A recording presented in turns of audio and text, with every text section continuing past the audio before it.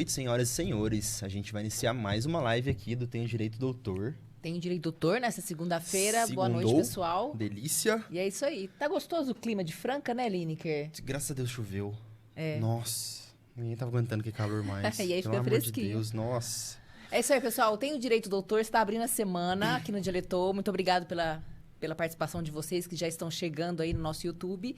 E vale lembrar que para vocês interagirem conosco na nossa live, vocês têm que fazer a inscrição no nosso canal no YouTube.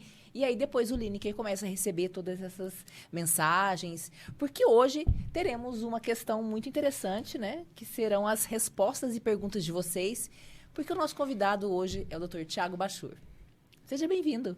Oi. Na sua casa.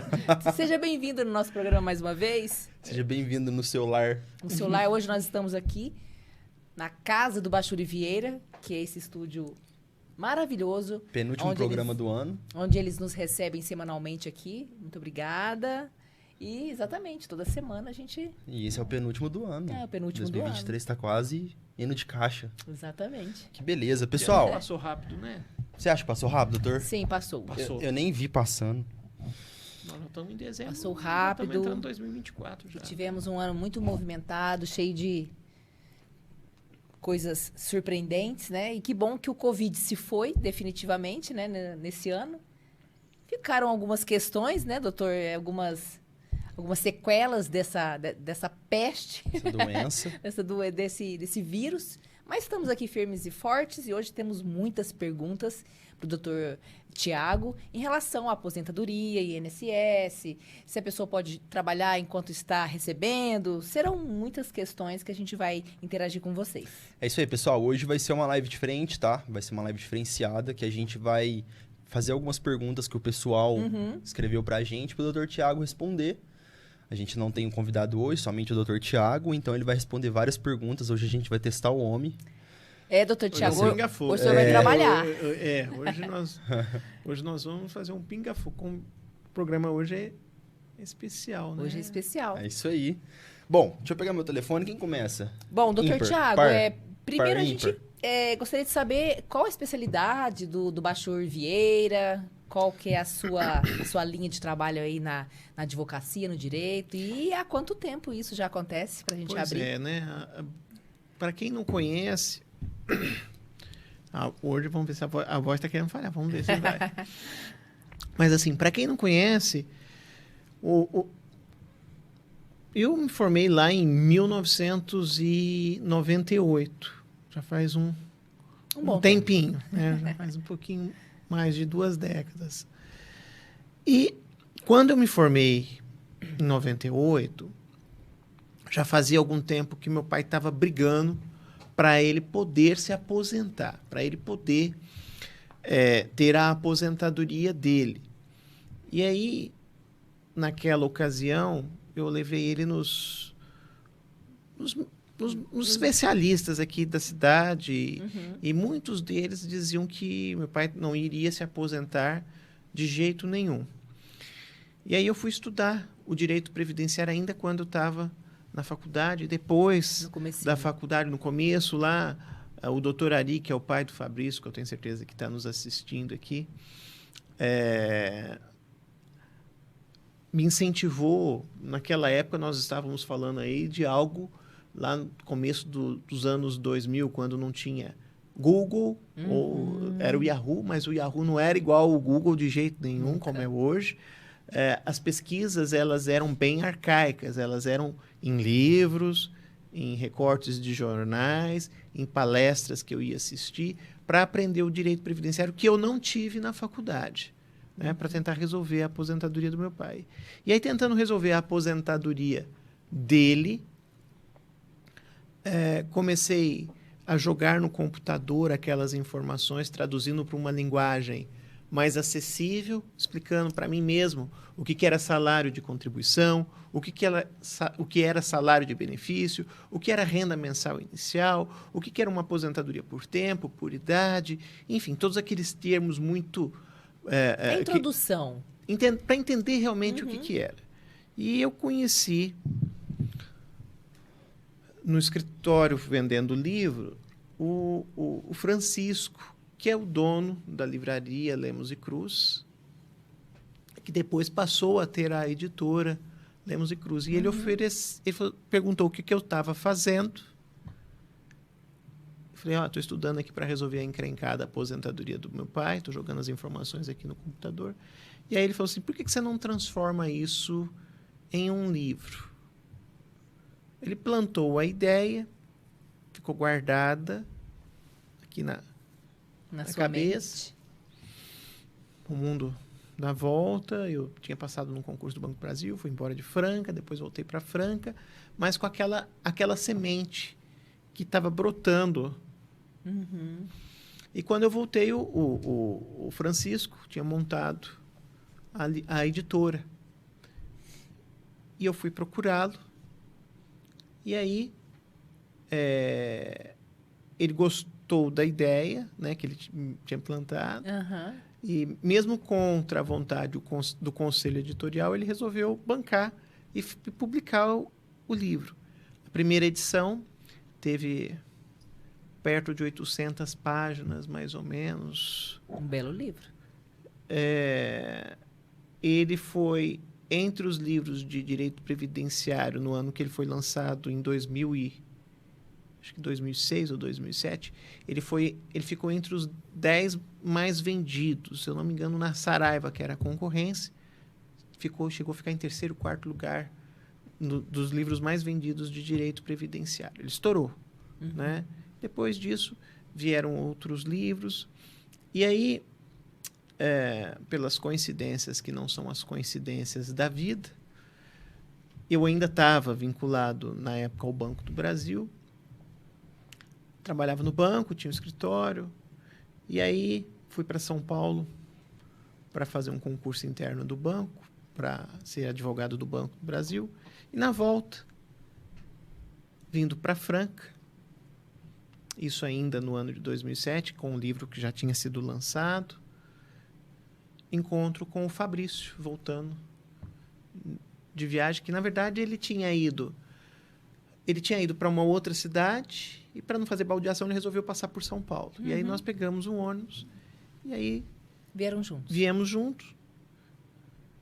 Eu já tinha o projeto do que seria o escritório Bachuri Vieira e de tudo aquilo que viemos a desenvolver depois, fazer cursos, tal. E expus para ele, falei, olha, só que eu preciso de um empurrãozinho. Aí ele falou assim, então eu vou ser o seu empurrãozinho. E aí começamos.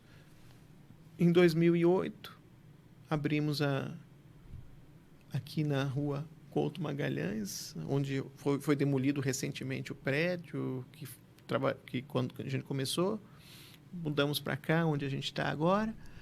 E aí começamos não só advogando e atuando no direito previdenciário, mas ajudando outros advogados a formarem, dando cursos de formação. Tivemos a honra aí de ter várias pessoas. Eu quero aproveitar e mandar um abraço para o doutor Assir, que é o presidente da OAB aqui de Franca. Ele foi responsável para dar um pontapé inicial e começarmos lá na Academia Francana de Direito, na época, para dar aula, né? Doutor Assir, um abraço. Tem acompanhado bastante as suas redes sociais, o que o senhor tem publicado aí, né?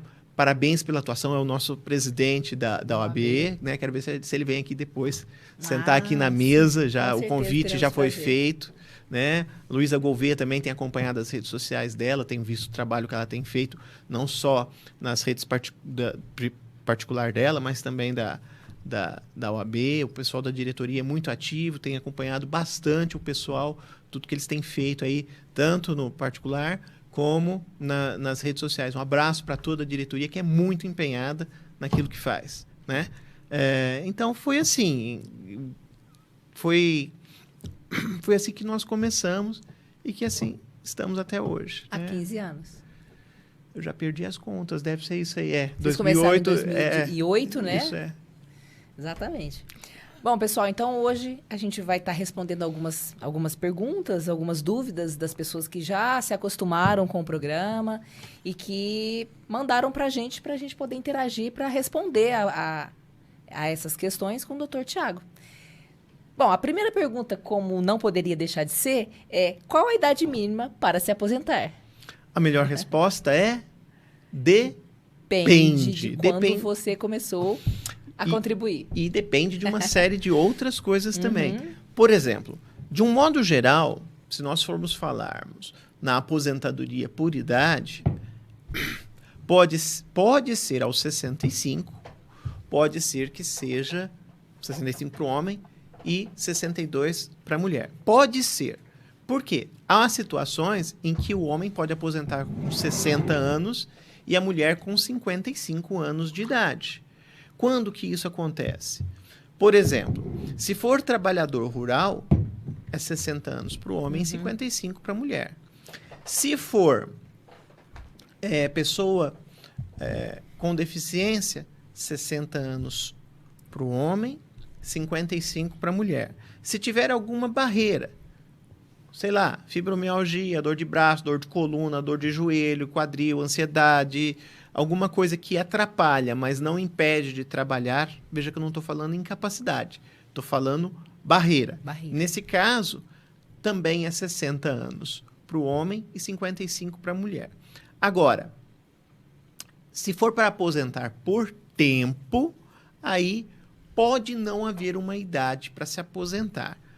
Embora tenha tido a reforma da Previdência, existem algumas situações que basta a pessoa ter o tempo necessário para se aposentar, para poder se aposentar. Então, vai variar de situação para situação, depende da modalidade de aposentadoria. O ideal é analisar o caso concreto para saber se a pessoa se encaixa em alguma situação em que ela pode antecipar a aposentadoria. De repente, não vai ser aos 65 no caso do homem e nem aos 62 no caso da mulher. Pode ser muito antes. Tem gente aí que com 40 e poucos anos, 50 e poucos anos, já podendo se aposentar. Se for uma aposentadoria, por exemplo, por invalidez... Muito mais cedo. A pessoa começou a trabalhar hoje, sei lá, com 18 anos de idade. Tropeçou, caiu, sofreu um acidente, foi atravessar a rua, a jamanta atropelou, ficou tetraplégico, vai aposentar por invalidez com os seus 18 anos de idade. Poxa. Então, não há uma idade mínima para se aposentar. O que importa é a qualidade de segurado. É óbvio que, dependendo da modalidade de aposentadoria, pode ser que haja uma idade. E aí, tem que analisar o caso concreto para ver se não existe alguma exceção. Dando sequência aqui, eu acho que linka aqui, Lineker, como posso calcular minha aposentadoria e saber quanto tempo falta para eu me aposentar? Bom, primeiro que o cálculo tem que ser feito por um especialista, né? O sistema do INSS ele melhorou bastante. Tá? Ele tem um simulador lá que ele consegue fazer cálculo, mas é importante ter em mente que a Previdência, apesar dela ter evoluído muito, tá de parabéns o INSS nesse aspecto, mas ainda existem alguns pontos que o sistema do INSS não consegue identificar e, às vezes, na simulação que é feita pelo site do INSS, acaba jogando bem mais para frente ou com um cálculo bem pior. Por exemplo, o sistema do INSS ele não vai conseguir identificar às vezes, quando a pessoa trabalhou em atividade insalubre, em atividade especial. Quando a pessoa trabalhou, sei lá, numa fábrica de calçados, passando cola, ou trabalhou num posto de gasolina, mexendo com combustíveis, ou trabalhou num laboratório, mexendo com material biológico, ou trabalhou fazendo limpeza de banheiro. São situações em que esse tempo tem um peso diferente. Por exemplo, um cara que trabalhou na indústria de calçado, mexendo com cola, ou com tinta, ou com verniz, ou com ruído, ele vai poder contar aquele tempo de uma forma diferente. Pelo menos até a data da reforma da Previdência, ele pode contar aumentando 40% a mais, se for um homem. Então, 10 anos que ele trabalhou na indústria, na verdade, não vale 10, vale 14.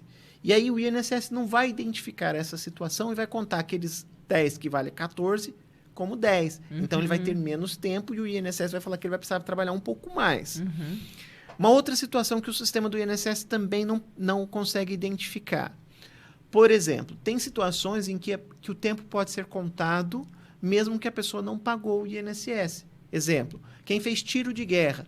Aquele tempo lá do tiro de guerra, ele pode contar como tempo na hora da aposentadoria.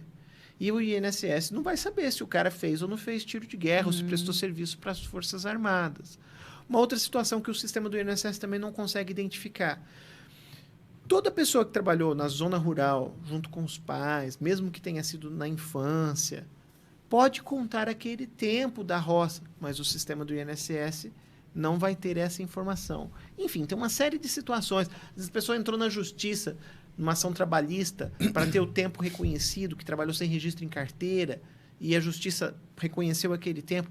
Dá para contar aquele tempo também. Às vezes o sistema do INSS não vai pegar essa informação e vai acabar exigindo mais tempo do que seria necessário. Então, o raciocínio seu está correto. Olha, o ideal é reunir a documentação que tem, conversar com um advogado que seja especializado em direito previdenciário, da sua confiança, para fazer os cálculos e buscar a melhor aposentadoria que você tem direito. De repente, tem muita gente que está nos assistindo aí que pode estar perdendo tempo e dinheiro. Poderia estar aposentado há um bom tempo, né? Ou já está aposentado, mas poderia ter uma aposentadoria melhor do que aquela que está recebendo.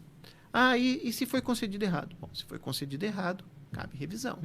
Cabe revisão. Tem alguma outra fonte de perguntas, Linker? Minha vez?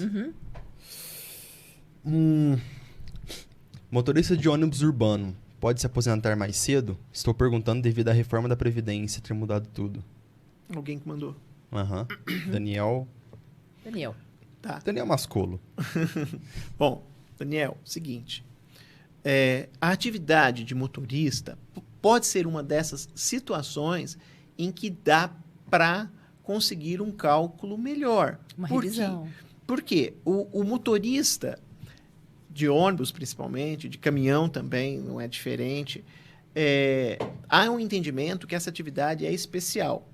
Entenda-se, nociva, prejudicial à saúde. Por quê?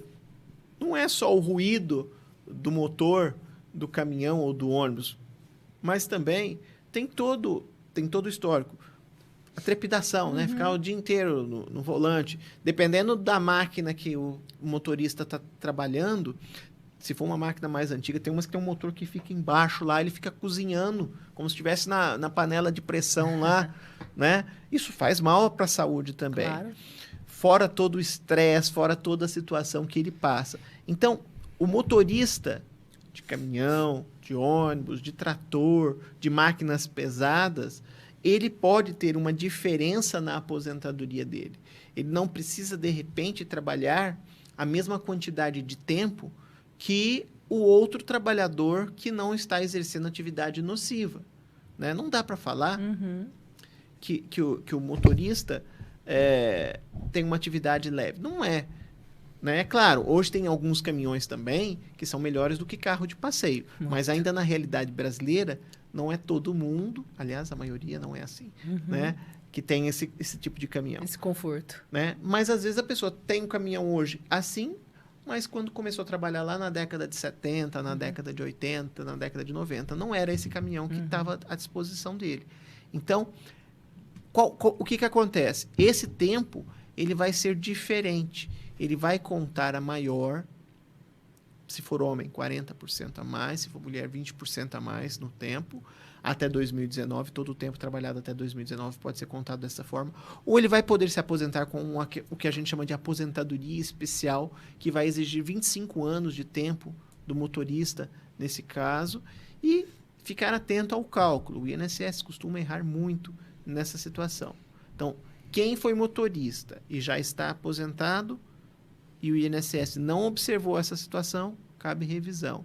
Quem não está aposentado, fique atento, porque já poderia, talvez, já estar aposentado ou não ter que esperar aquilo que o INSS está falando que ele precisa esperar.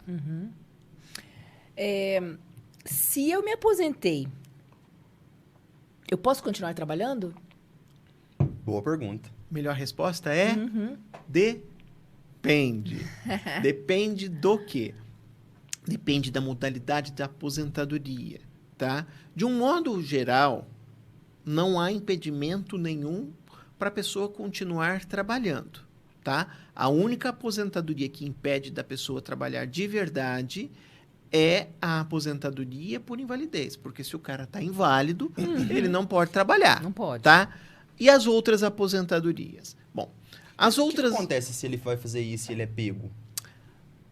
Ele só perde benefício ou ele é processado? Ele é Ele punido. pode ser processado porque ele fraudou a Previdência Social no momento em que ele disse que estava incapacitado e não estava. Por exemplo, só aproveitando o gancho aqui do Lineker, eu lembro que há algum tempo atrás, eu vou contar um milagre, mas não vou dar o nome do santo não, tá? Não tem problema. Eu queria o nome do santo. Mas se você pesquisar nas redes sociais, você descobre, né? Ó, tem um jogador de futebol de uma cidade aqui do interior de São Paulo que estava aposentado por invalidez. E ele resolveu participar do Jogo das Estrelas, que é aquele jogo televisionado, Sei. onde aparecem ex-jogadores, artistas, Tivemos aqui cantor, esse jogo, né? Tivemos aqui em Franca. E esse jogo que ele participou foi televisionado. Muito provavelmente, algum servidor do INSS deve ter visto ele lá no jogo. E por ser famoso, né? chamou atenção. E ele foi chamado a se explicar o que foi que aconteceu, né? Não sei o final da história, mas eu sei que ele andou respondendo alguns processos por conta disso, Fraude né? no Ó, peraí, INSS. né? Não é? A discussão, né? Se está certo ou está errado, porque ele não estava ganhando dinheiro para isso, era uma ação social, então cabe discussão, né? Profissionalmente ele não poderia mais de repente estar exercendo, ele estava tudo estrupiado, então cabe discussão nessas situações. Mas muito cuidado. Então, se a pessoa aposenta por invalidez, ela não pode estar exercendo atividade. Se for por idade, se for por tempo de contribuição, se for pela regra de transição, beleza, pode continuar trabalhando. Se for aposentadoria concedida depois de 2019, se a pessoa for servidor público, se a pessoa trabalhar em algum órgão público, como Banco do Brasil, Caixa Econômica Federal, Sabesp, etc., aposentou depois de 2019, a reforma da Previdência diz que tem que cortar o vínculo com o ente empregador. Se usou o tempo do ente empregador para se aposentar por idade, por tempo ou por qualquer outra modalidade. E a aposentadoria especial, que ela é bastante polêmica, que é aquela que a pessoa aposenta por estar exercendo uma atividade nociva. A pessoa pode aposentar com aposentadoria especial, mas não pode exercer atividade especial depois de aposentado. Pode trabalhar com outra coisa, mas não está impedida de trabalhar. Então, tecnicamente falando, a única aposentadoria que vai proibir de trabalhar é a por invalidez. Todas as outras que eu falei, a pessoa pode trabalhar. Talvez não no mesmo lugar ou não da mesma forma, mas pode trabalhar. Correto. Existe alguma diferença nos benefícios de aposentadoria para trabalhadores autônomos em comparação com trabalhadores com carteira assinada? Não. A Previdência Social, ela mudou. Hoje não há distinção, aliás, nem distinção em relação a trabalhador rural com trabalhador urbano. Todos têm os mesmos benefícios, não só a aposentadoria. Agora, o que tem que ficar atento o trabalhador que recolhe o INSS por conta própria é o seguinte: foi criado algumas formas de recolhimento para o INSS que a gente chama de simplificado o sistema de recolhimento com uma alíquota menor, 5% ou 11%. Né? Que é o BEI, o microempreendedor individual, tem o plano simplificado da Previdência Social, tem o da dona de casa, de baixa renda, que pode recolher sobre 5% do salário mínimo. Esses que têm uma alíquota menor, permite todos os tipos de benefício do INSS, menos a aposentadoria por tempo de contribuição. Então, por exemplo, se o cidadão é microempreendedor individual, é MEI, está recolhendo com uma alíquota menor, de 5%, ou com alíquota de 11%. Se ele for se aposentar por idade, ele pode? Pode. Se ele for receber salário maternidade, ele pode? Pode. Se ele for machucado, se ele machucar ou sofrer acidente, pode receber auxílio-doença, aposentadoria por invalidez? Pode. Se falecer, vai ter pensão por morte ou dependente? Vai. Porém, ele não vai poder aposentar por tempo de contribuição. Essa é a diferença do MEI. Essa é a diferença de quem recolhe com uma alíquota reduzida, como é o caso do MEI. Então, o MEI, ele pode ter todos os benefícios, menos a aposentadoria por tempo de contribuição. Importante. Muitas pessoas têm o MEI hoje, né? Que são esses profissionais autônomos, assim, encanador, são prestadores, prestadores de serviço, né? É uma forma simplificada que foi criada para que esse pessoal que às vezes estava na informalidade pudesse regularizar a sua situação, emitir nota fiscal, participar de programas do governo, inclusive com financiamento subsidiado, participar de licitação pública. Esse pessoal que é MEI, eles têm preferência na contratação com o serviço público, mas tem o problema de não contar aquilo como tempo. Conta para aposentadoria por idade, mas não por tempo. Nesses casos em que o telespectador às vezes está nos assistindo aqui e fala, pô, eu estava pagando como MEI e não vai contar como tempo, e eu achando que eu ia poder aposentar como tempo ou entrar em alguma regra de transição. Tem alguma coisa para fazer? Tem alguma coisa que pode ser feita.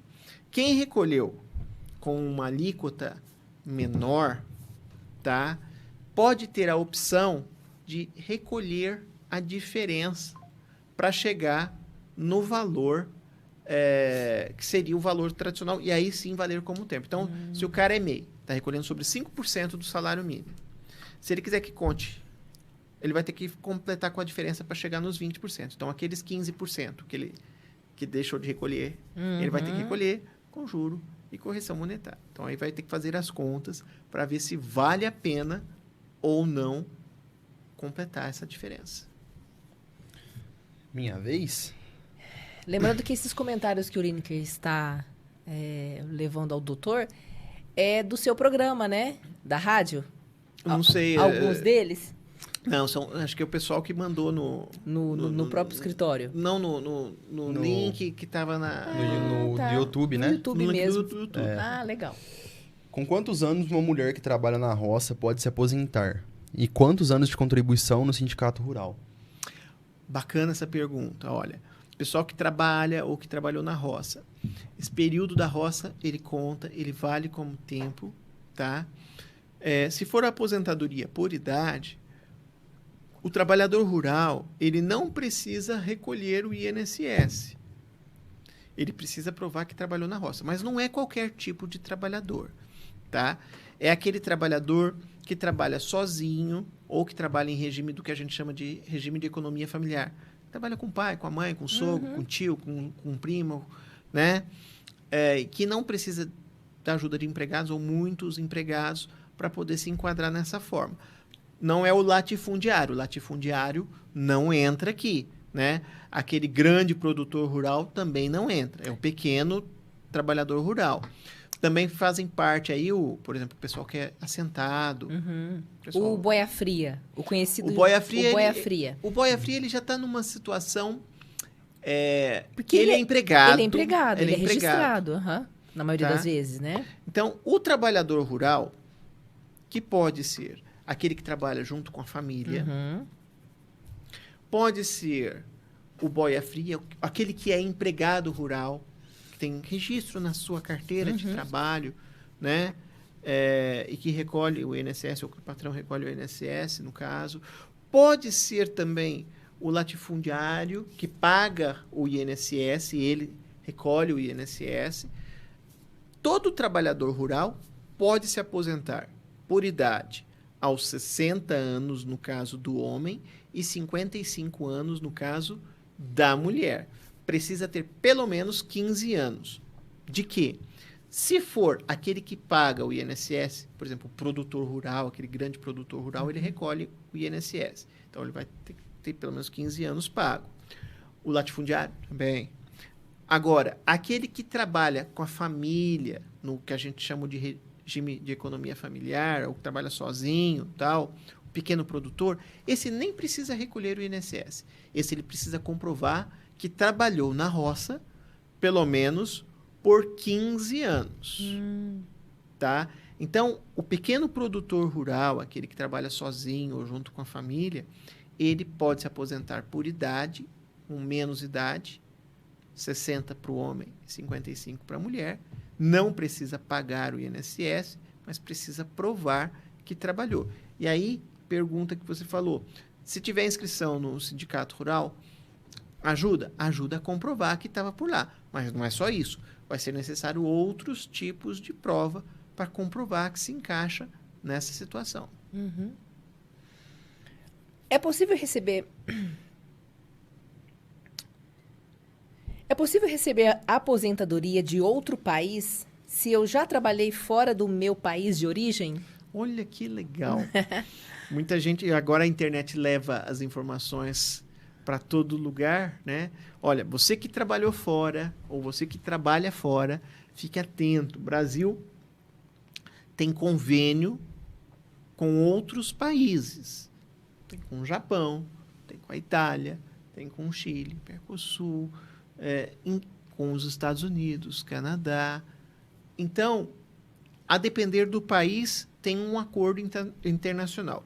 De um modo geral, você consegue trazer tempo de lá para cá ou levar tempo daqui para lá. Então, quem está morando, por exemplo, no Japão, tá? Trabalhou no Brasil e hoje está lá no Japão. Ele pode levar o tempo do Brasil para o Japão? Pode. E, de repente, até se aposentar por lá, desde que ele cumpra as regras da aposentadoria por lá. Ou você que trabalhou no Japão, pegando o gancho do Japão, você que trabalhou no Japão ou em algum outro país que o Brasil tenha convênio, deixou o país, voltou para o Brasil, né? Você pode trazer o tempo da onde você estava para o Brasil? Em tese, sim. Depende do convênio, você consegue trazer tempo e valores, ou você não consegue trazer os valores, mas você consegue levar o tempo.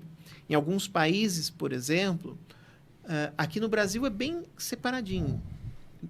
Saúde, previdência social, e tem alguns países que não. Você só pode ir na rede pública ou ir para a área da saúde, se você machucar, ficar doente, se você for um contribuinte daquele país. Mas, pelos convênios que o Brasil tem, a depender do lugar, você consegue ser atendido lá na rede, pelo fato de você ter trabalhado aqui no Brasil e ter algum tempo. Então, quem está no exterior ou quem esteve no exterior não tem tempo perdido. Você pode recuperar esse tempo daqui para levar para lá ou trazer o tempo de lá para poder se aposentar aqui. E tem alguns detalhes que às vezes a pessoa consegue, dependendo do convênio, ela consegue aposentar aqui e aposentar lá. Olha. Ter uma aposentadoria dupla. Caramba. Das duas nações. Aí sim, hein? Interessante. Sou servidor estatutário. A prefeitura exige 10 anos na mesma e idade 65 anos para se aposentar. Isso está correto? Vamos lá de novo, né? Deixa eu ler isso aqui de novo. Sou servidor estatutário. Estatutário, é isso mesmo. É isso mesmo. A prefeitura exige 10 anos na mesma e idade 65 anos para se aposentar. Isso está correto? De um modo geral, sim, mas como eu sempre falo, existem situações de exceção. Existem situações em que, de repente, a pessoa consegue se aposentar de alguma outra maneira. Precisa verificar se ele não se encaixa dessa forma. Por exemplo, já em alguns programas nós já falamos da questão daquela aposentadoria das pessoas que têm barreira, que podem antecipar a aposentadoria na questão da idade, cai para 60 para homem e 55 para mulher. Então, o cara que tem, às vezes, uma dor de coluna, de braço, de joelho, ou colocou placa, pino, tem o braço torto, perna torta, tem algum problema que não impede de trabalhar, mas que atrapalha, pode antecipar a sua aposentadoria, tanto no tempo como na idade. Mas no caso do servidor aí, estatutário, de um modo geral, é isso que vai ser exigido. Mas ele precisa verificar se ele não se enquadra em alguma regra de exceção. Se não, vai ser os 65 mesmo. Vai ter que esperar, se for homem, né? O que acontece se eu me aposentar antes da idade mínima? Mas para que isso seja possível, tem que haver alguma situação, né? Exatamente. De um modo geral, para poder aposentar, você vai ter que cumprir as regras. Com a reforma da Previdência, o governo quis deixar só a aposentadoria por idade, né? Que vai exigir a idade de toda forma. Porém, existem situações em que a pessoa consegue aposentar por tempo ainda. Embora o governo tenha tentado acabar com a aposentadoria por tempo, é possível aposentar com a aposentadoria por tempo. Quem fechou os requisitos antes de 13 de novembro de 2019, que é a data da reforma, pode aposentar pelas regras antigas. Não importa a idade. Mas se aposentar muito jovem, pela regra antiga, o fator previdenciário pode reduzir o valor final da aposentadoria. Não impede, mas causa um prejuízo no valor. Para quem vai se aposentar por alguma das regras de transição, vai ser exigido algo mais. Esse algo mais depende da regra. Algumas não vão exigir idade, mas vão exigir, por exemplo, um pedágio. A pessoa vai ter que trabalhar 50% a mais do tempo que estava faltando lá no dia 13 de novembro de 2019. Outras vão exigir uma pontuação, que é a soma da idade com o tempo, para atingir uma determinada pontuação, que tem um cálculo de uma outra maneira. A consequência de não se aposentar pelas regras novas, ou seja, com a idade exigida pela lei, é ver o cálculo que a pessoa vai ter, se vale a pena ou não. Tem situações que vai valer a pena, tem outras que não. Tem que fazer conta. Tem que analisar. Então, depende. A melhor resposta é? Depende. Minha mãe tem 61 anos e não tem carteira assinada. Ela sempre foi do lar. Ela tem direito à aposentadoria? Ela não recolhe o INSS? Não. Não. E tem 61 anos. E trabalha em casa Tá. a Bom, vida inteira. para quem nunca recolheu o INSS, nunca vai ter uma aposentadoria Do INSS. do INSS, com exceção do trabalhador rural, que não precisa verdade, recolher. falamos isso. Né? Mas a dona de casa, o que ela pode ter? Se ela resolver recolher o INSS, ela pode, de repente, ter a aposentadoria do INSS, ou por idade, ou se machucar, ficar doente, ter o auxílio-doença, aposentadoria por invalidez e assim por diante. Aí, se não recolher, bom, se ela não recolher o INSS, assim como qualquer outro trabalhador, tem um benefício que se chama LOAS, porque ele está dentro da Lei Orgânica da Assistência Social, também chamado de BPC, Benefício de Prestação Continuada. Na verdade, esse BPC LOAS é um benefício assistencial, ou seja, é uma assistência, é uma ajuda que o governo dá, de acordo com o que está lá na Constituição Federal, para quem é ou idoso com mais de 65 anos de idade, ou que tem algum problema de saúde que impede de trabalhar. Mas, ao mesmo tempo, aquele idoso ou aquele doente tem que ter uma renda familiar baixa. Se ele tiver a renda familiar baixa, dentro dos critérios que a lei define como sendo baixa, e ele tem mais de 65 anos, ou tem algum problema de saúde, vai ter direito de receber um salário mínimo por mês. Não é uma aposentadoria, mas muita gente pensa que é uma aposentadoria. Por quê? Quem paga é o INSS, recebe aquele cartãozinho igualzinho o cartãozinho do aposentado, recebe a cartinha bem parecida com aquela cartinha que vem para quem está pedindo aposentadoria, mas não é uma aposentadoria, é um benefício assistencial. Esse benefício, ele é sempre provisório. Por quê? Enquanto a pessoa tiver com a renda familiar baixa, enquanto ela for doente, se foi concedido pelo problema de saúde, idoso não vai diminuir a idade, então, então enquanto ela estiver nessa situação, a renda baixa, e se for doente, continuar doente, vai receber. Sarou? Pode cortar. Subiu a renda? Pode cortar. Então, de repente, tem gente na família que estava desempregado e arrumou um emprego, melhorou a renda familiar, o benefício pode cessar. Ok. O que acontece se o INSS negar meu pedido de auxílio-doença? Posso recorrer da decisão? Sim. Se você está incapacitado para o trabalho, existem alguns caminhos que você pode fazer se o INSS negar o seu benefício. Quais são esses caminhos? Bom, você pode recorrer administrativamente, ou seja, fazer um recurso no próprio INSS, que vai analisar e vai verificar. Pode ser que eles mandem fazer uma nova avaliação, se você tiver mais documentos, passar por uma nova perícia. Ou então, você pode esperar 30 dias e fazer um novo pedido de benefício por incapacidade, apresentando nova documentação para ver o que o INSS vai falar. Ou você pode ingressar na justiça pedindo para que a justiça reconheça o seu direito de poder se afastar, de poder se aposentar, e depende da gravidade do problema, para você receber o benefício que você tem direito. Então, são esses os caminhos. É possível receber auxílio-doença por problemas de saúde mental ou apenas por questões físicas?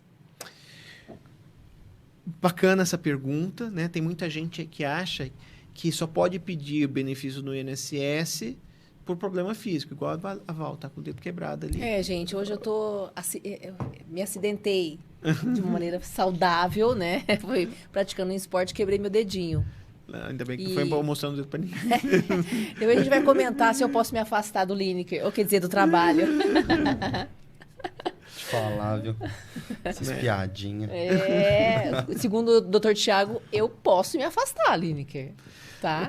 O que tem que ser analisado? Nos casos em que vai se pleitear algum benefício por incapacidade, é isso que tem que ser avaliado. Não é se a pessoa está doente ou não, é se ela consegue trabalhar ou não, apesar de estar doente. O que vai verificar é se a pessoa está incapacitada.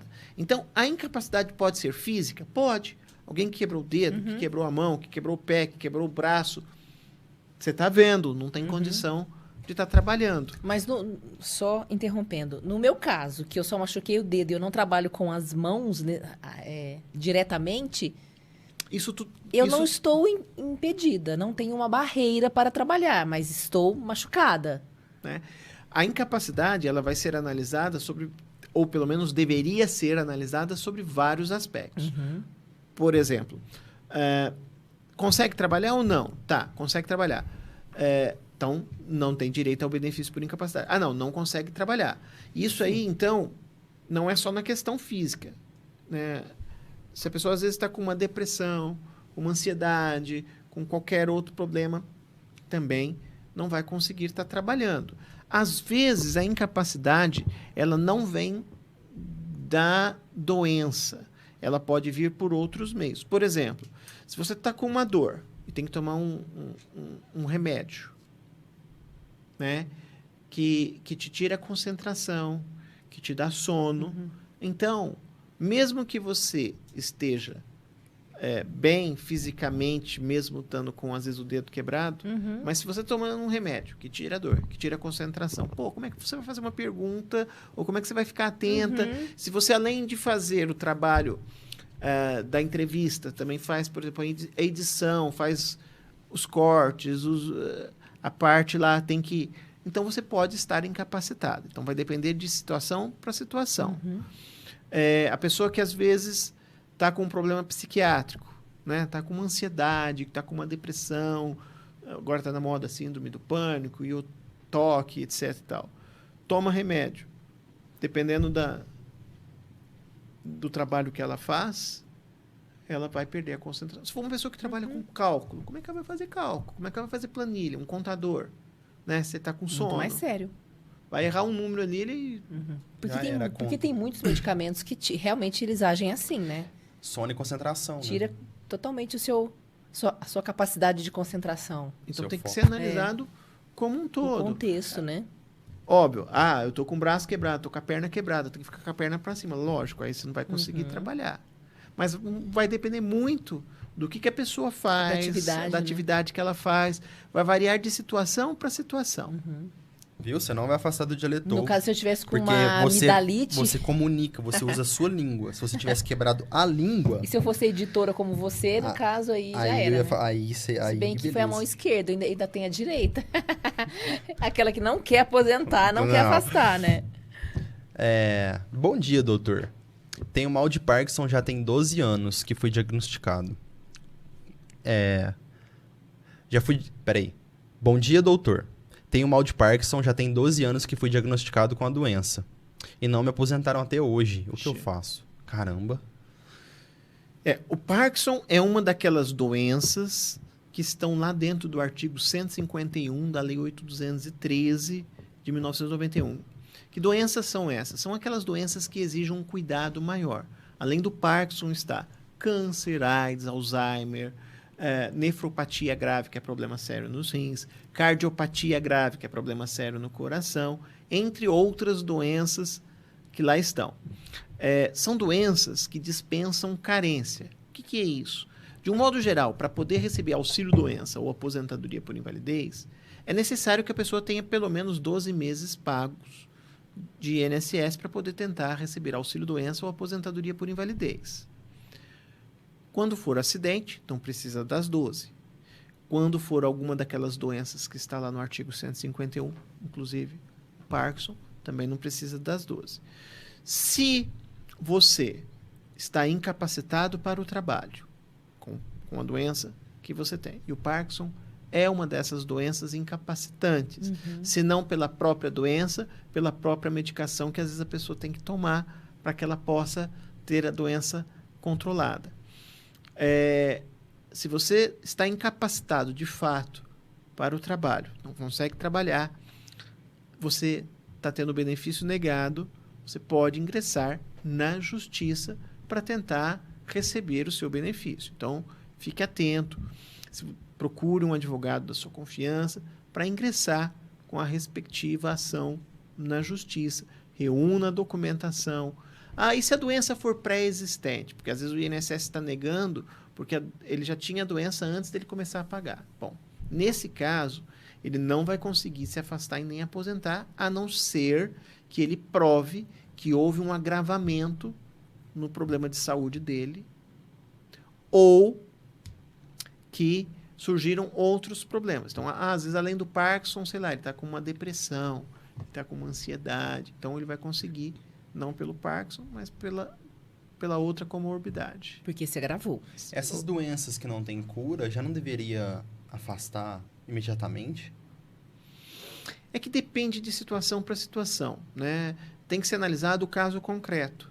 Por exemplo, só aproveitando o gancho do Parkinson. É claro que o exemplo que eu vou dar, ele não é um exemplo brasileiro, mas aquele ator que fez o De Volta para o Futuro, Michael J. Fox, ele tem Parkinson.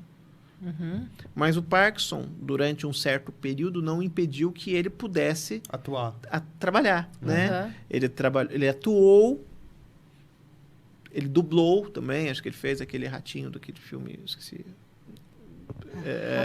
Não. Stuart Little. Stuart Little era ele que fez a dublagem.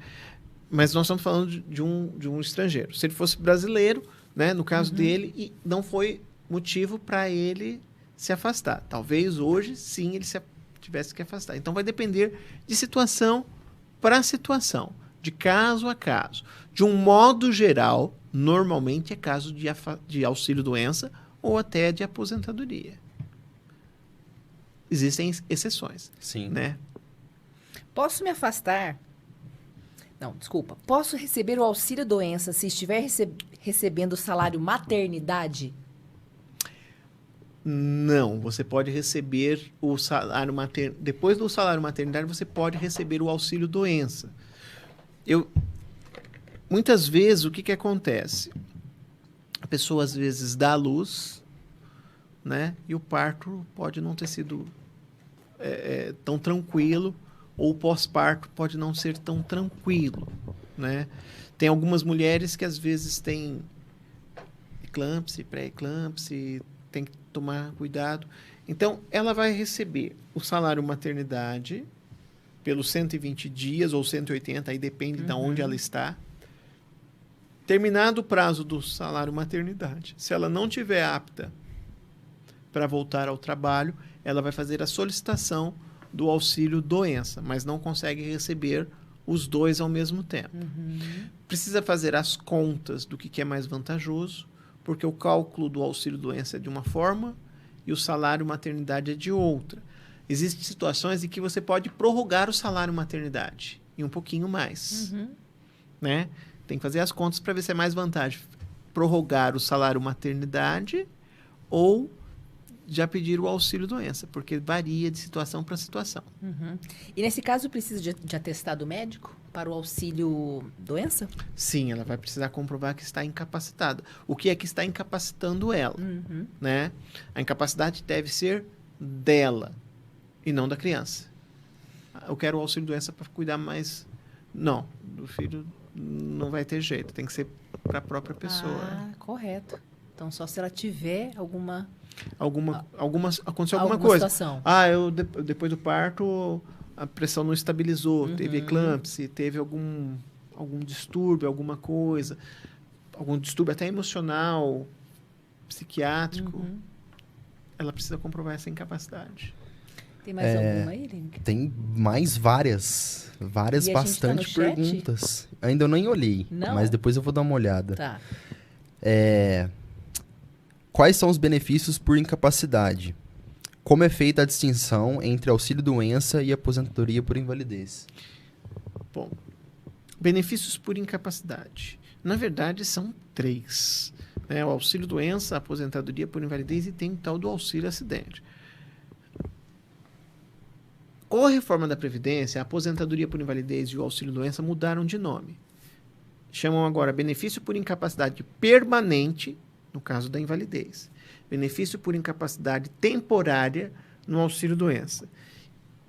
Ou seja, quando a pessoa está incapacitada para o trabalho, ou seja, não tem condições de voltar ao trabalho, nem no mesmo, nem em um outro, de forma permanente, aposentadoria por invalidez. Se for temporário, olha, eu quebrei o pé, quebrei o braço, quebrei o dedo, né? Durante aquele período em que está recuperando a saúde, vai ficar afastada recebendo o auxílio doença. Tirou o gesso, tirou a tala, fez a fisioterapia, fez tudo que tinha que fazer. Recuperou a saúde, vai receber o auxílio doença. Agora, o terceiro benefício, que é o auxílio acidente. O auxílio acidente, geralmente, ele começa depois do auxílio doença. Então, alguém sofreu um acidente. Tá. O que foi que aconteceu com você? Foi jogando handball. Tá. Então, o trabalhador estava jogando handball, né? Deu um tapa mais de mau jeito, distorceu o dedo. Não vai poder jogar handball durante um bom tempo. Sim. Vai ficar com o dedo com tala, vai fazer fisioterapia, vai fazer tudo que tem que fazer. Durante aquele período, o trabalhador teria direito de receber o auxílio doença. Ok? Ok. Bacana. Fez todo o tratamento, fez fisioterapia, foi do benzedor, fez tudo que tinha que fazer. O médico falou, levanta-te, anda, vai trabalhar. Para de receber o auxílio doença. Porém, se a pessoa ficou com alguma sequela, veja que eu não falei incapacidade, falei sequela. Se ficou com alguma sequela que não impede de trabalhar, mas atrapalha de alguma forma, onde a pessoa vai fazer um esforço maior para fazer as mesmas coisas que fazia antes, ou vai ter que se adaptar, ela passa a ter direito de receber o auxílio acidente. Ela pode trabalhar e receber do INSS ao mesmo tempo. Esse auxílio acidente é uma espécie de indenização que o trabalhador tem direito pela sequela que ficou por conta daquele acidente que ele sofreu. Isso não impede dele trabalhar, mas atrapalha. Talvez, se for digitar alguma coisa, vai gastar mais tempo do que gastava antes, porque ficou com o dedo dolorido, ou perdeu a sensibilidade, ou alguma coisa nesse sentido. Ou então, para escrever dentro do mesmo prazo que fazia, precisa fazer um esforço maior. Ou então consegue fazer algumas coisas, mas não consegue fazer outras. Isso é o que dá direito ao auxílio acidente, a existência de uma sequela. Aí se não ficou sequela, se ficou perfeito, do mesmo jeito que era antes. Bom, se ficou do mesmo jeito que ficou antes, que estava antes, aí não se fala em auxílio acidente. Então, complementando a situação do trabalhador que, por exemplo, que vai precisar de mais tempo para executar uma atividade dentro da empresa. Só que ele vai trabalhar no mesmo tempo, né? 8 horas, tal, bonitinho, como manda o jeito que ele foi contratado. O patrão dele vai pagar a mesma coisa. Só que o trabalho dele vai ser menos produtivo. Sim, mas ele pode... Ele pode trabalhar menos tempo? Depende de situação. Às vezes a pessoa vai ter que se readaptar. Por exemplo, uma questão muito comum que eu vejo acontecer, semana mesmo eu atendi uma situação dessa. Professor, tá? E outros profissionais que trabalham com a voz. A lesão nas cordas vocais é considerado como uma doença do trabalho. E a doença do trabalho é a mesma coisa que um acidente. Tanto que, nesses casos, o empregador precisa emitir CAT. Então, um professor, um operador de telemarketing, pessoal que trabalha na área da comunicação, que tem uma lesão nas cordas vocais, às vezes vai se afastar, receber o auxílio doença, vai fazer todo o tratamento, vai passar pelo fonoaudiólogo, vai fazer as terapias, etc e tal, mas às vezes a voz não vai voltar mais a ser do mesmo jeito, ou vai ser exigida alguma coisa a mais. Tem muito professor que às vezes é readaptado, vai trabalhar em outro setor, outros, estou falando de professor, mas vale para qualquer pessoa da área da comunicação. Às vezes tem que usar um microfone mais potente, ou tem que começar a usar microfone se não usava microfone antes, né? Vai ter que fazer intervalos regulares com a voz, vai ter que tomar mais água. Nesses casos, a pessoa também tem direito ao auxílio acidente. Ela produz. Do mesmo jeito que produzia antes da doença ou do acidente que ela sofreu? Não. Ela precisou de alguma coisa a mais. Um microfone, algumas pausas, mudar de atividade. E aí, nesse caso, o INSS, ele não tem opção, ele tem obrigação de pagar o auxílio acidente. Quando que começa o auxílio acidente? Ou quando deveria começar o auxílio acidente? No dia seguinte que cessou o auxílio doença. Aquela mesma perícia que deu a alta para o trabalhador para ele voltar para o trabalho é a mesma perícia que teria que ter implantado o auxílio acidente. Na prática, o que acontece? O INSS fica quietinho, não fala nada, dá alta do auxílio doença e o trabalhador que se vire. Então, ele tem direito de receber esse auxílio acidente. E esse auxílio acidente ele vai ser pago pelo INSS até quando? Até a véspera. Até quando? Até a véspera da aposentadoria, esteja ele trabalhando ou não. Então, se ele estiver trabalhando, ele vai ter o salário lá do empregador que ele estiver trabalhando, ou vai estar trabalhando por conta própria, não interessa. E vai receber do INSS o auxílio acidente. E quando ele for se aposentar lá na frente, por qualquer modalidade de aposentadoria, por idade, pelas regras de transição, com a especial, por invalidez, por tempo, não interessa. Esse auxílio acidente, ele vai integrar o cálculo da aposentadoria. Como assim? Se eu tiver um salário de R$2.000 e receber R$1.000 de auxílio acidente, quando for a hora de aposentar, é 3.000 que vai para a conta, e não só os 2 do salário. Então, ele dá um upgrade, ele dá uma turbinada, ele dá algo mais para o trabalhador. Tá? Então, e quem não pediu? Eu tinha direito, não sabia, não fui atrás, o INSS ficou quieto, e agora? O que eu faço, Tiago? Bom, nesse caso, dá para entrar? Dá para entrar. Dá para pedir daqui para frente? Dá para pedir daqui para frente. E para trás? Bom, para trás você só consegue receber as diferenças dos últimos 5 anos. Então, se faz mais de 5 anos, você já perdeu dinheiro lá de trás, mas você consegue receber pelo menos dos últimos 5 anos. E se a pessoa machucou? Aí ela voltou a trabalhar, mas ela ainda não trabalha do mesmo jeito, porque ela ficou com alguma sequela. Ela fica protegida por quanto tempo para não ser demitida? Se for um acidente de trabalho ou uma doença do trabalho, pode ser 12 meses ou mais. 12 meses se a convenção coletiva não falar nada. Algumas categorias, o dissídio, dispõe alguma coisa quando for acidente do trabalho. Fala, olha, sei lá, quem é dessa categoria profissional lá, o dissídio fala que não é 12, é 18 meses, é 24 meses. Então, pode dizer alguma coisa diferente. Mas se o dissídio não fala nada, é 12 meses. Se não for doença do trabalho, nem acidente do trabalho, aí pôs o pé na empresa, ou às vezes nem pôs o pé na empresa, o empregador já pode falar.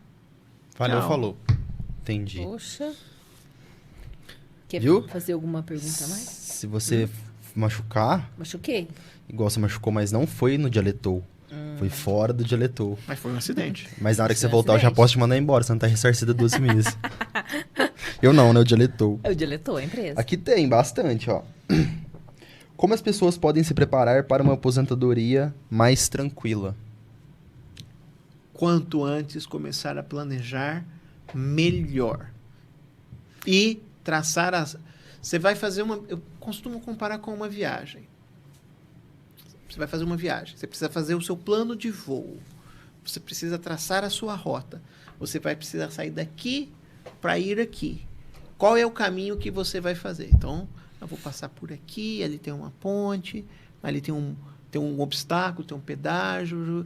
Você vai traçar a sua rota, o seu plano de voo, tá? Então, o que é interessante? Reunir a documentação, conversar com um advogado da sua confiança para fazer a análise, para ver como que você deve pagar, por quanto tempo, de que forma que você tem que recolher o INSS, se é interessante ou não recolher o INSS. Há situações em que vai ser interessante aumentar o valor, há outras situações que vai ser interessante diminuir o valor. Há situações em que você nem precisa estar pagando, é só esperar o momento certo e saber qual é esse momento certo de fazer o pedido. Mas mesmo fazendo essa rota, esse plano de voo, o indivíduo precisa também ter consciência que pode acontecer alguma tempestade, alguma turbulência e ter que mudar o seu plano de voo.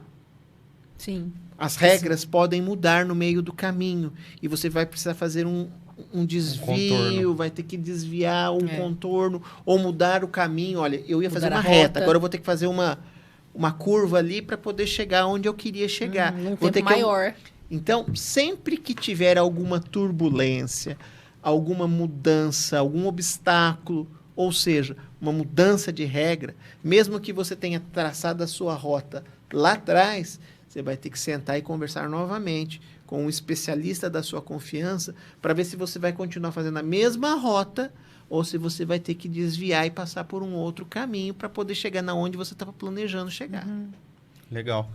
Tipo assim, ó, vamos dar um exemplo aqui daqui de Franca. O cara trabalha numa fábrica.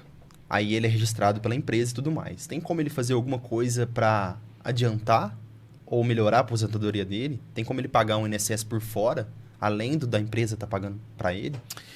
Depende. Se ele for pagar como facultativo, não, porque ele já está exercendo uma atividade remunerada. Mas se ele estiver exercendo uma outra atividade, ele pode estar recolhendo pela outra atividade que ele está exercendo. Por exemplo, ele é sapateiro, mas nas horas de folga ele É barbeiro. É barbeiro. Ou ele entrega iFood, não É. sei. Tá? Aí ele pode recolher porque todo aquele que exerce uma atividade remunerada é reconhecido como segurado obrigatório. Na verdade, devia se chamar contribuinte obrigatório, porque é isso que acontece. Como que é o nome disso, quando a pessoa tem 2 empregos? Ela tem uma Não é outra Julius, atividade. não, do Todo Mundo Deu Crise, é outra coisa. Ela exerce uma outra atividade. Então, ela é um contribuinte obrigatório. Ela tem que pagar, é um segurado obrigatório. Então, quem exerce atividade remunerada não tem opção, tem obrigação de pagar o INSS. E aí, se ele estiver exercendo uma outra atividade, paralela, ele pode recolher por aquela atividade que ele está exercendo. Quanto recolher? Depende. Isso vai antecipar a aposentadoria dele? Talvez não. Talvez pode melhorar em relação a cálculo, mas não antecipar. O que anteciparia a aposentadoria? Tempos que a pessoa tem que não estão registrados no INSS. Eu dei alguns exemplos no começo do programa de algumas situações, como o pessoal que trabalhou na roça na infância, junto com os pais, o pessoal que fez tiro de guerra pode contar aquele tempo, quem entrou com alguma ação trabalhista pode contar aquele tempo da ação trabalhista que não foi recolhido. Atividade especial, quem trabalha em alguma coisa insalubre, mexendo com um produto químico, ou algum agente físico, ou alguma coisa biológica, tal, que pode contar aquela situação de uma forma diferenciada daquele tempo. Mas situações, por exemplo, que a pessoa tem alguma barreira, que a gente falou, a pessoa que às vezes tem dor de joelho, coluna, braço, perna, perdeu a audição, tem problema de visão, tal, pode antecipar também a aposentadoria. Mas se não encaixar em nenhuma situação dessa, vai ter que trabalhar durante o tempo, mas verificar se a forma como está recolhendo é adequada. Isso se a pessoa recolher por conta própria. Agora, quem é empregado não tem opção. Já é dentro daquilo que ganha. Sobre a revisão, como posso saber se tenho direito a uma revisão da minha aposentadoria? Bom, seria o que deve ser feito? Uma análise. O que é uma revisão? É quando o INSS faz alguma coisa errada e você vai pedir para corrigir, vai rever aquilo lá. Onde o INSS erra? Bom, o INSS erra de muitas formas. Primeiro, você precisa verificar se aquilo que o INSS colocou no cálculo realmente é o que tinha que estar lá. Por quê? Às vezes ele coloca coisa que não é para estar lá e ele deixa de colocar coisas que precisariam estar lá. Índices, valores, salários, tempos. Então, precisa verificar se todo o tempo está lá, se todos os valores estão lá, se foi corrigido da forma correta o que tinha que estar lá. Se já tiver alguma falha nisso aí, já cabe revisão. A forma como o INSS concedeu a aposentadoria. Será que a pessoa não teria direito a um outro tipo de benefício diferente daquele que o INSS concedeu? Existe uma disposição na lei que fala o seguinte, que o INSS é obrigado a conceder o melhor benefício que o cidadão tiver direito. Você, enquanto cidadão, não precisa conhecer dos seus direitos. Você não precisa saber se você tem direito à aposentadoria A, aposentadoria B ou aposentadoria C. Você quer se aposentar. Só que o servidor que faz a análise do documento, ele tem a obrigação de identificar a melhor situação que você teria direito. De repente, você faz o pedido da aposentadoria pela regra de pontos, pela regra de transição dos pontos. Mas você poderia se encaixar naquela aposentadoria da pessoa que tem a barreira. Poderia aposentar com um cálculo diferente. Mas você não pediu, você nem sabia que existia essa modalidade de aposentadoria. Você foi lá e fez aquela que o sistema te ofereceu. E aí foi concedida uma aposentadoria, sei lá, de R$2.000, e você está recebendo aquela aposentadoria de R$2.000. Só que, se você tem direito a uma outra que daria R$4.000 de valor e não foi oferecido, você pode entrar com uma revisão falando, olha, eu pedi essa porque eu achei que só existia essa, eu não sabia que tinha aquela outra lá e que eu encaixava naquela outra. O servidor que fez a análise, ele poderia ter identificado aquela situação e falado para mim, porque se ele tivesse falado para mim, eu tinha corrido atrás, né? Talvez para aquela outra, eu teria que apresentar mais alguns outros tipos de documentos diferentes daquele que eu apresentei. Mas se ele não falou nada, então cabe revisão. Houve erro, cabe revisão. Mesmo que você não saiba, né, pode caber revisão. Segredo disso aí, conversar com um advogado da sua confiança, especialista, para ele poder analisar qual é a melhor situação para você. E é muito complexo essa revisão? Muito demorada? Muito burocrática? na parte prática, o que tem que fazer? O advogado, que é especialista, ele vai conversar com você, vai te entrevistar, vai entender o que foi feito, ele vai olhar o cálculo do INSS, ele vai ver o que o INSS fez e vai tentar verificar se, de repente, não cabe alguma outra modalidade de aposentadoria. Quais são os erros mais comuns que levam as pessoas a solicitar a revisão de aposentadoria? Olha, sempre que tem alguma mudança nas regras, geralmente tem erro por parte do INSS. Por quê? Porque o sistema às vezes não está adequado, os funcionários não estão treinados, às vezes, suficientemente para receber de bate-pronto aquelas mudanças. Por exemplo, nós tivemos uma reforma agora em 2019. Muitas aposentadorias que foram concedidas de 2019 para cá têm erro. Não são todas, mas uma boa quantidade delas estão vindo com erros, tá? Então, sempre que tem mudança, já fica com o sinal amarelo aceso, porque pode ser que tenha direito. O que mais pode ser analisado? O que pode acontecer de erro? Pode faltar salários. Às vezes a pessoa contribuiu e não tem essas informações no banco de dados do INSS, então o banco de dados do INSS pode ter falhas, ali pode surgir erro. Tempo trabalhado especial, quem trabalhou em atividade insalubre, às vezes o INSS deixa de considerar. Pessoas que trabalharam na zona rural, o INSS costuma deixar de considerar o período rural.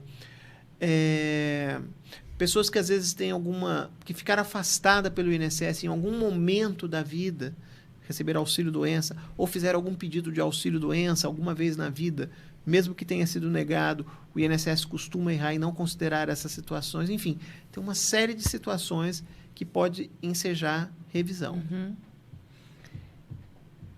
É possível solicitar uma revisão da aposentadoria se eu tiver mudado de condição médica desde a concessão do benefício? Vou repetir. Não consegui entender. É possível solicitar uma revisão da aposentadoria se eu tiver mudado de condição médica desde a concessão do benefício? Eu acredito que é assim. Fiquei doente, mas logo sarei. Seria isso? Mudei de condição médica ou piorei. Sim, mudei a condição de saúde. Pode ser. Bom, por esse foco, talvez, não sei se é isso que a pessoa queria saber, mas imagina o seguinte, alguém que, de repente, estava doente e achou que a doença era algo passageiro, que ia ficar, sei lá, só uns 6 meses de molho lá com o problema de saúde dela.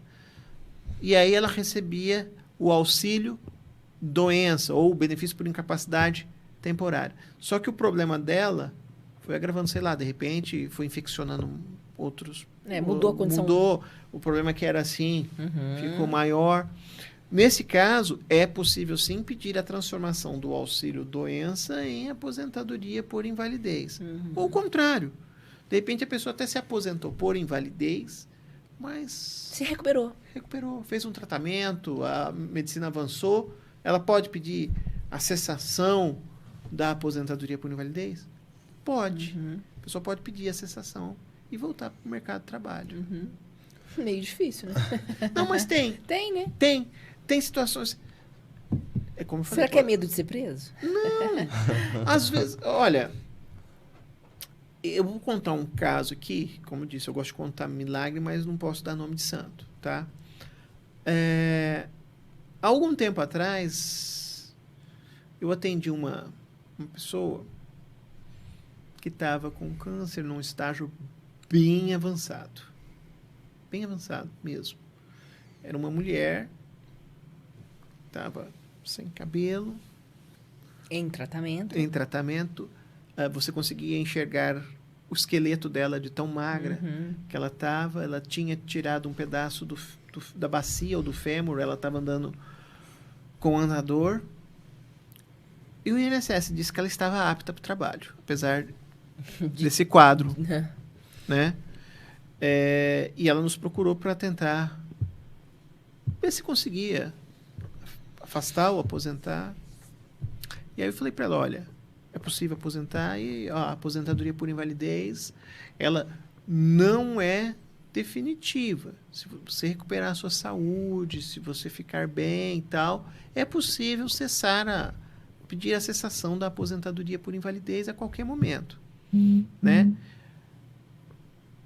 Entramos na justiça, ela se aposentou por invalidez, passaram-se alguns anos e ela voltou. Só que quando ela voltou, eu não consegui reconhecê-la. Por quê? Porque ela estava com uma cabeleira enorme, ela estava mais, não posso falar gordinha, mas estava mais fofinha, né? Mulher não gosta de falar que está gorda, então estava mais fofinha, já não estava, né? Já não estava mais com um andador. E aí ela falou assim, Tiago, você lembra de mim? Eu falei assim, olha, quem é você? Aí ela falou, sou eu.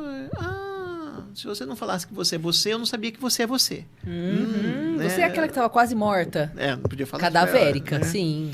Mas aí ela falou assim, então, pois é, Tiago, quando eu estive aqui, alguns anos atrás, você disse que eu podia pedir o cancelamento da minha aposentadoria por invalidez, se eu recuperasse a minha saúde, se eu quisesse voltar a trabalhar. E aí eu fiz o tratamento, recuperei, e aí eu fui fazer um curso de mestrado, de doutorado lá na minha cidade.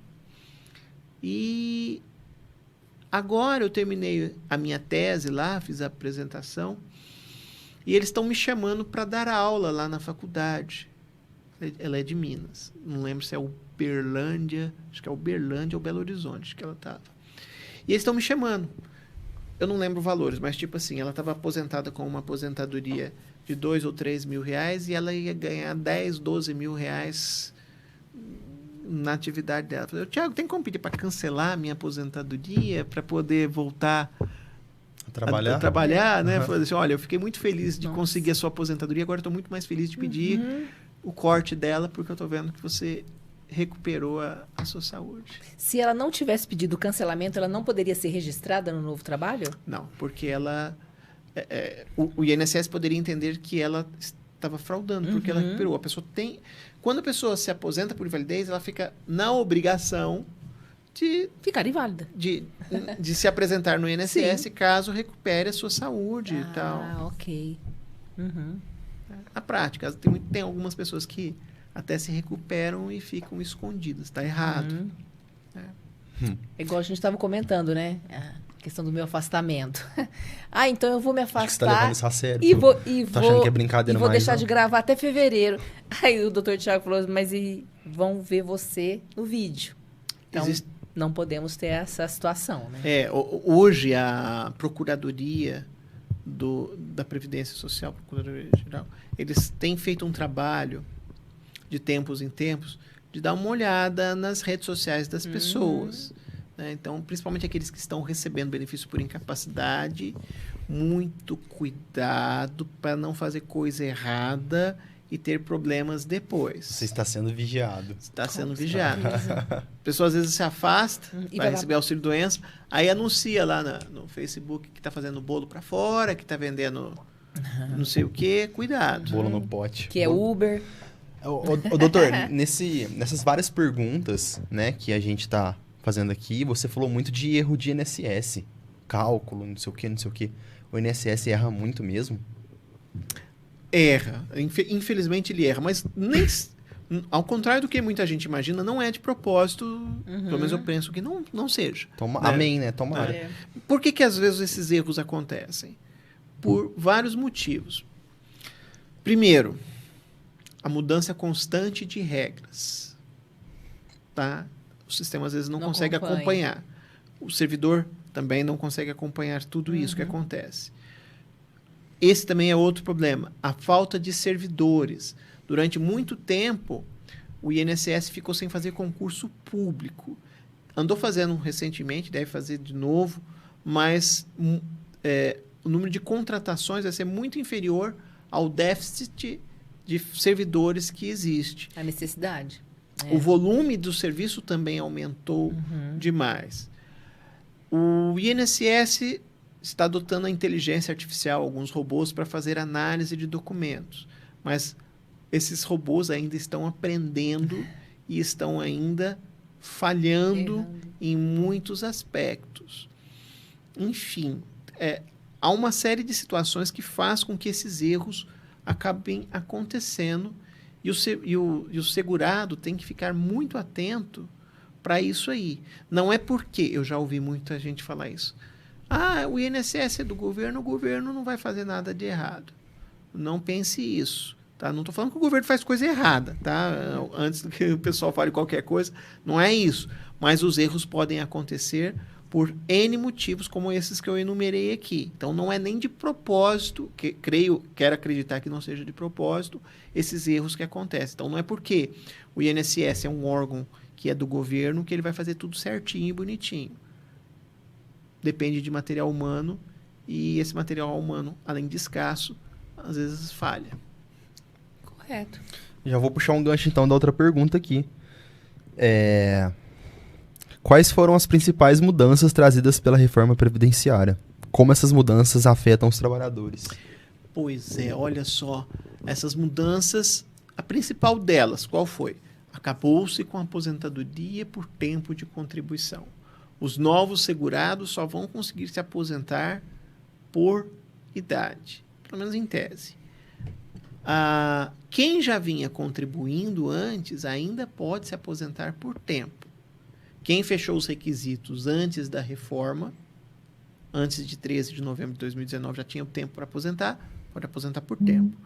Quem não fechou o tempo para se aposentar até 13 de novembro de 2019, pode entrar numa das regras de transição.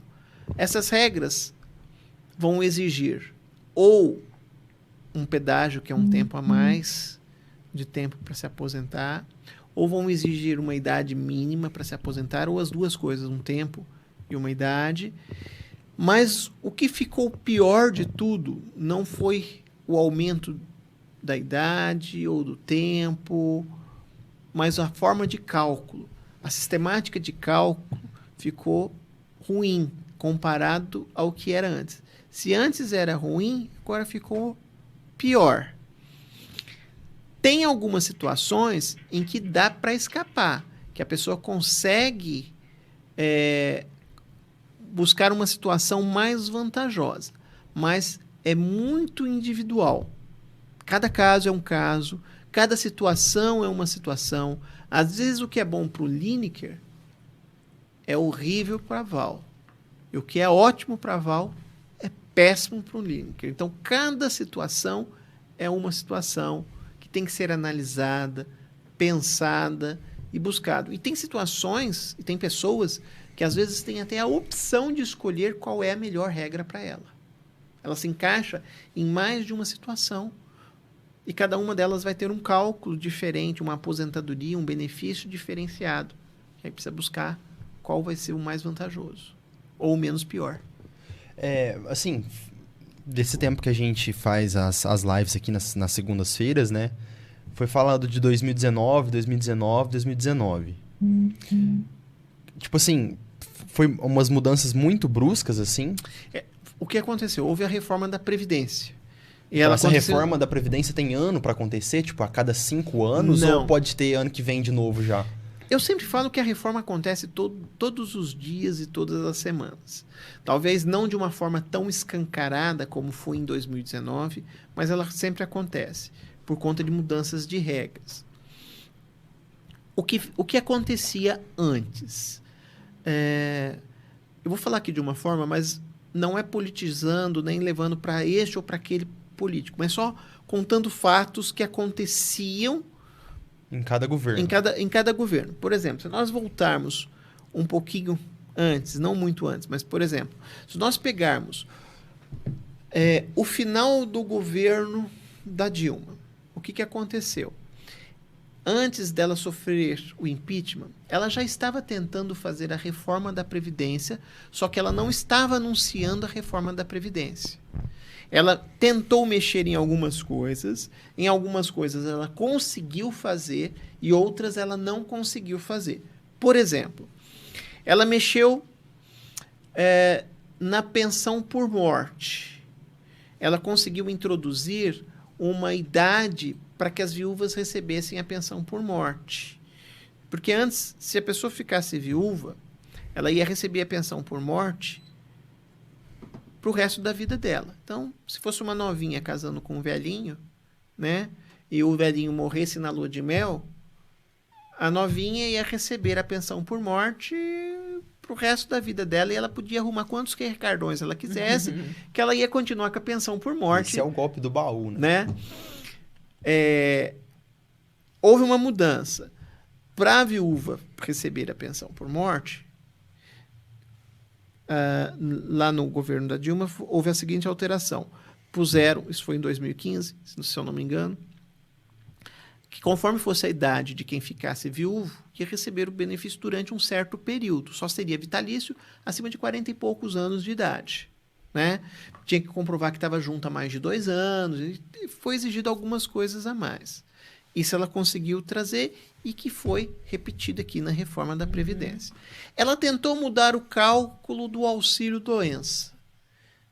Ela não conseguiu mudar o cálculo do auxílio-doença. O Congresso não deixou passar essa mudança.